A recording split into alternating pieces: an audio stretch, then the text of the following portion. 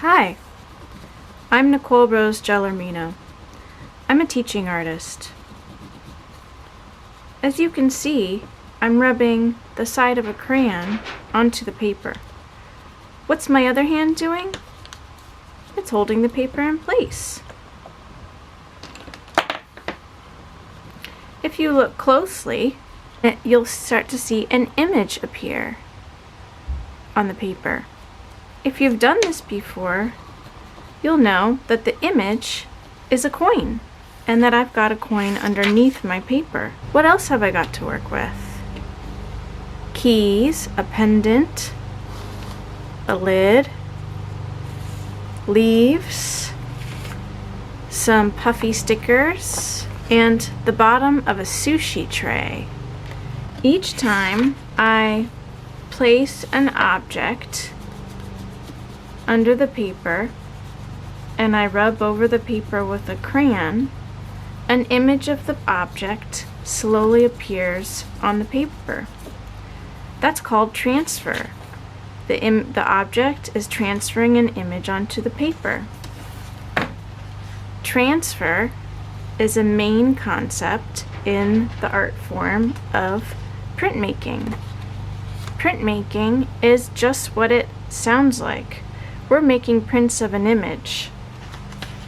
But instead of your printer making a print of a digital photo from your phone or your computer, we're printing various objects by hand. What's one thing that all these objects have in common?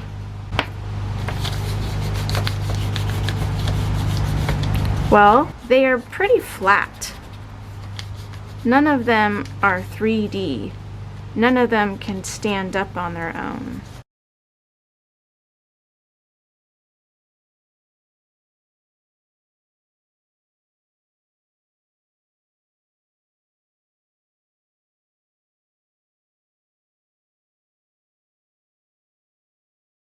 Also, all these objects have texture. Texture is something that you can feel on your fingers. Bumpy, ridged, scratchy, raised.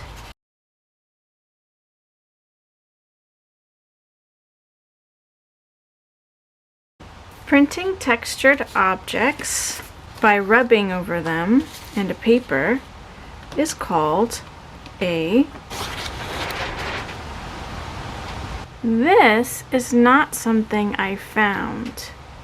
It does have texture because of the different pieces of cardboard glued together. This is a collograph plate. It's something that an artist makes in order to make a collograph print. Today, we'll turn our homes into a collograph project, and we'll also make our own collograph plate.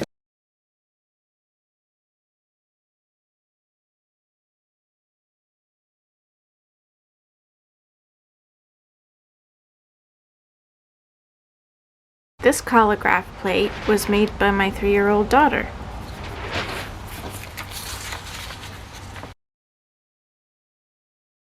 Next, let's collect our materials that we'll need to make a collograph plate. You'll need paper for making the actual collograph prints.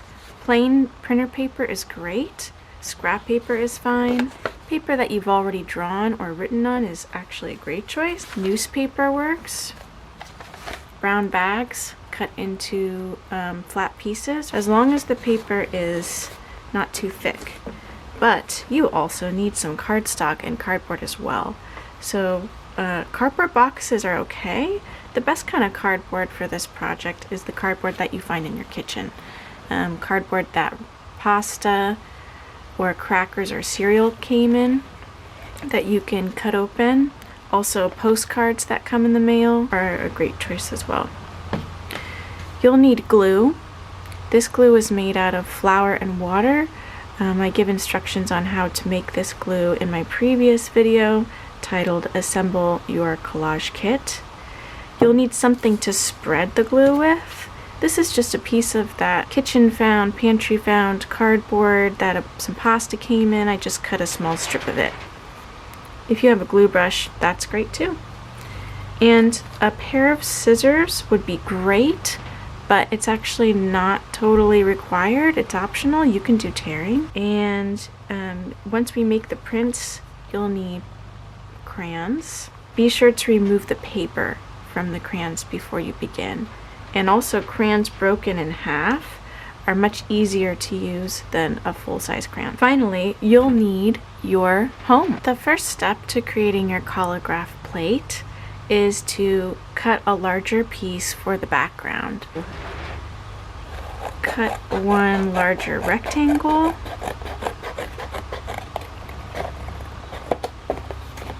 To use as the background of the plate. And I'm going to take these extra pieces from the box and cut them into different shapes. How many different shapes can you cut? I'm cutting a wide variety of shapes. I don't really know what I'm going to make yet, but that's okay. When you're trying to create a shape using the scissors, you want to cut straight with the scissors. What you're turning is actually the paper or cardboard. Okay, now I have a wide variety of shapes. How might I arrange these shapes on the plate? How many different ways can I arrange them? You don't want to overlap too much. A little bit of overlap is okay. Once you have an arrangement that you like, you are going to begin gluing. Here's a piece of scrap paper I can use to glue my individual pieces on. I'm going to open up my homemade glue. Get my homemade glue applicator or glue spreader. And I'm going to glue the entire back of this shape all the way to the edges.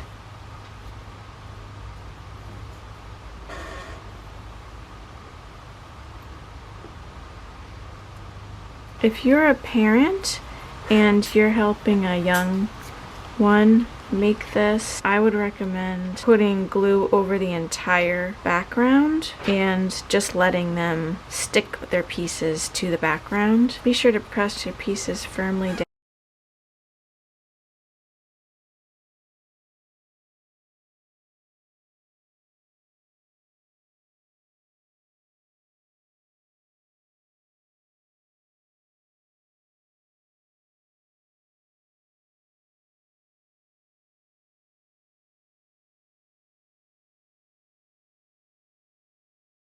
I'm all done making my collograph plate. And while it's drying, we're going to go inside the house with some paper and a handful of crayons. When you take a tour around your house, you will find that there are lots of interesting textures to make collograph prints from. This is a screen door. Here I'm printing the hardwood floor. You can see the grain of the wood as I rub the crayon. This is a basket of blocks.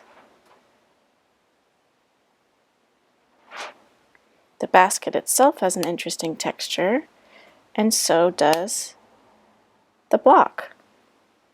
These are wooden blocks that my daughter uses to play with. Here's a basket of toys.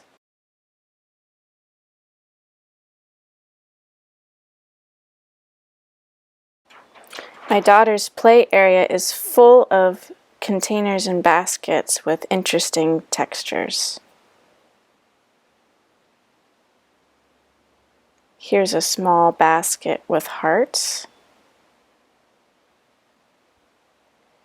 A plastic bat. Here I'm trying to show the edges and texture of the bat wings.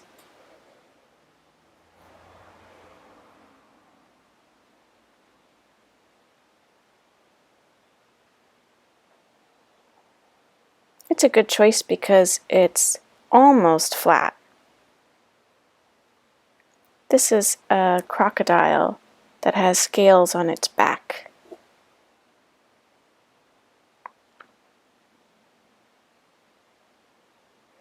This is a button toy with holes along one side where the buttons are put in.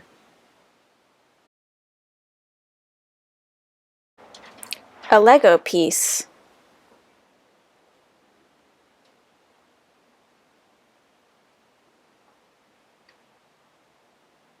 My daughter's puzzle can be emptied and also rubbed to show the shapes of the puzzle pieces. This is the edge of my mother's coffee table. It has interesting carvings in the wood.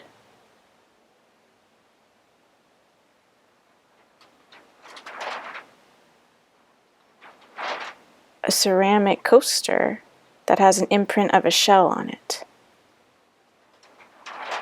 Here's a beautiful box with a floral pattern. This fish planter has a scaly texture like a fish. Our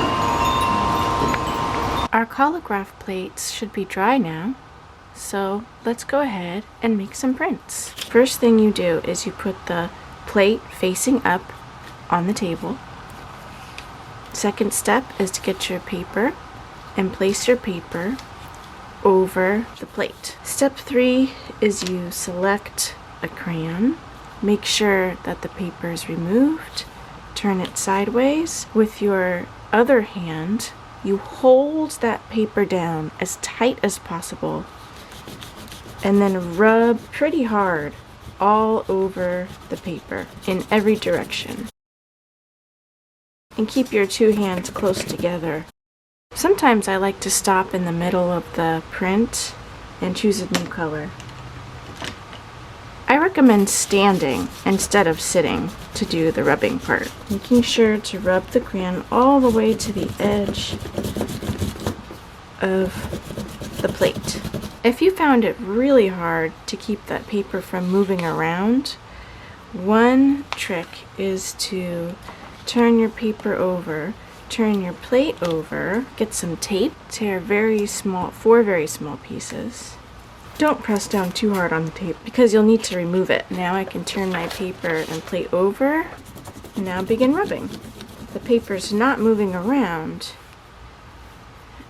and I'm exerting a lot less pressure with my other hand, but I'm still using plenty of pressure with the rubbing hand. Now you'll notice that I've actually printed this plate twice. How many times could I print my collograph plate? If I take the plate off of the back of this piece, I could print it as many times as I want. That's called multiples. One thing that's special about most forms of printmaking is that you can print multiple prints. They won't always be exactly the same because we're not using a machine. We're doing this by hand. But the image will be pretty similar based on the collograph you made.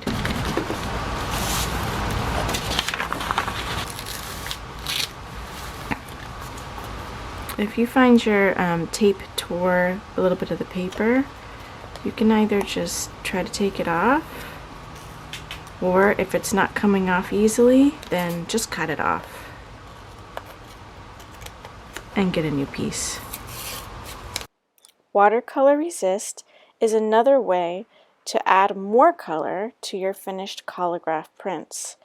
The water resists the waxy crayon, so that even as you brush the paint over the crayon, you can still see the crayon marks and the watercolor paint side by side.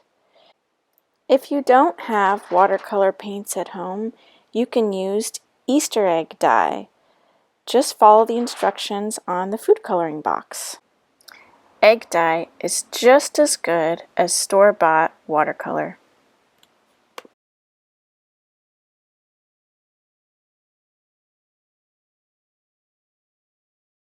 Wow, look at all these prints we've made. What can we do with them?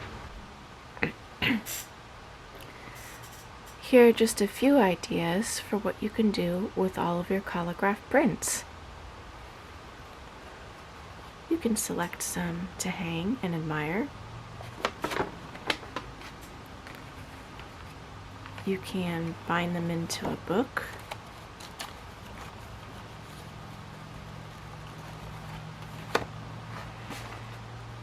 You can make a collage by cutting, arranging, and gluing the pieces together.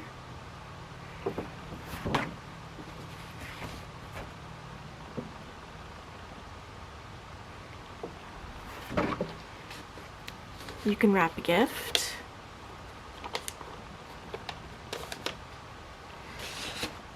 You can make a greeting card just simply by folding one page in half, or a letter by writing on the back of it.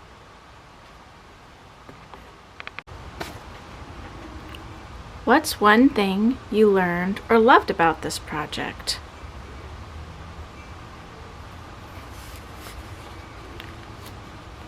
This video was made in partnership between myself, Nicole Rose Gelormino, and Arts Ed Matters.